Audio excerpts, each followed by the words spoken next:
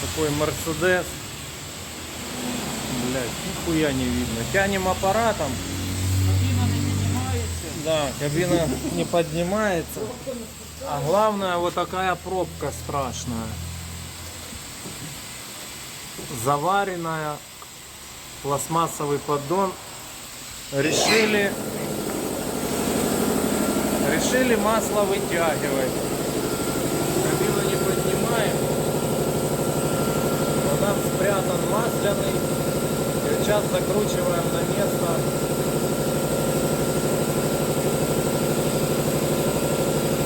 Топливный фильтр. Вот так вытягиваем. Вот такой Мерседес.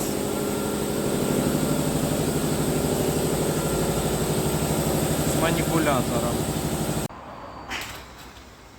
О, бля. Нихуя себе.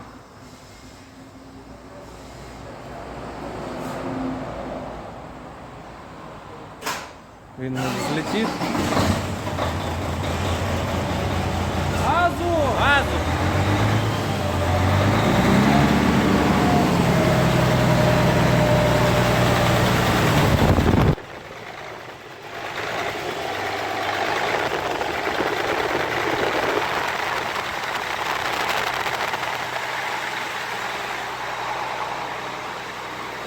Добре.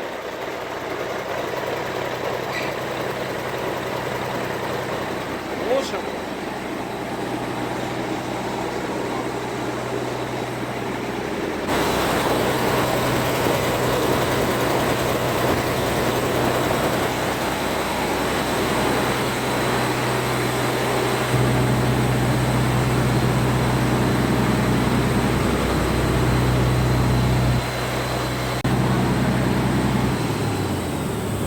Глушить!